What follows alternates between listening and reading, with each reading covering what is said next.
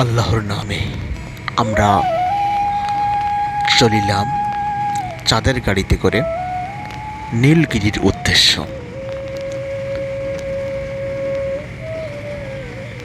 চারিদিকে সবুজের সমারোহ আর উঁচু উঁচু পাহাড়, যেগুলো হৃদয়কে ছুঁয়ে যায়। আবার মাঝে মাঝে ভীতিরও সঞ্চার করে যখন আমাদের গাড়িটা নিচের দিকে নামতে থাকে। তবে গা শিউরে উঠলেও এত ভালো অনুভব করেছি যে ভাষায় প্রকাশ করার মতো নেই। চারিদিকে দেখছি আর দেখছি সবুজ আর সবুজ। সামনে ছিল আমাদের আরো একটি চাঁদের গাড়ি। চাঁদের গাড়ির গতি ছিল অত্যন্ত বেশি, মাঝে মাঝে অনেক বেশি ভয়ও লাগতেছিল। তো শেষমেশ আমরা নীলগিরিতে পৌঁছে গিয়েছিলাম।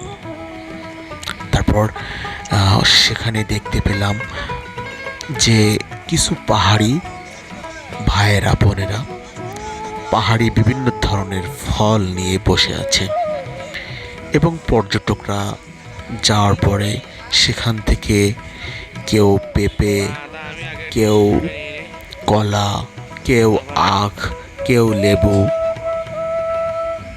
এগুলো নিয়ে খাচ্ছে।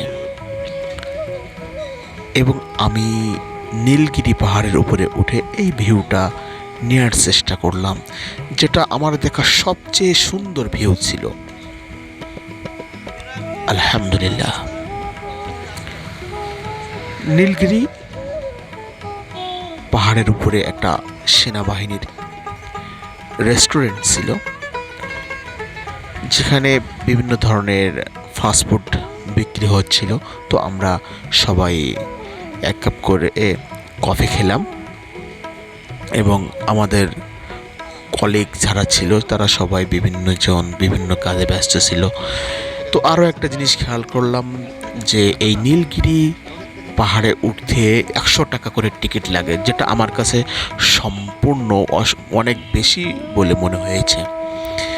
তার মানে উপরে দেখার মতো তেমন কোনো কিছু পাইলাম না, যার কারণে সেনাবাহিনীদের আন্ডারে এই নীলগিরি পাহাড়টা আছে।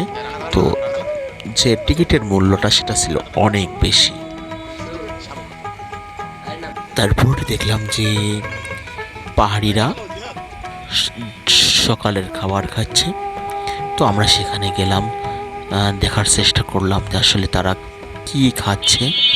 তো দেখলাম তারা শুধু ভাত এবং শামুক সিদ্ধ দিয়ে একটা কাঠের মাধ্যমে নিয়ে ভাত খাচ্ছে, এবং আমার কলিগ যারা আছে তারা তাদের দিকে তাকিয়ে আছে, আসলে তারা কি খাচ্ছে কি করছে এটা দেখার চেষ্টা করতেছে।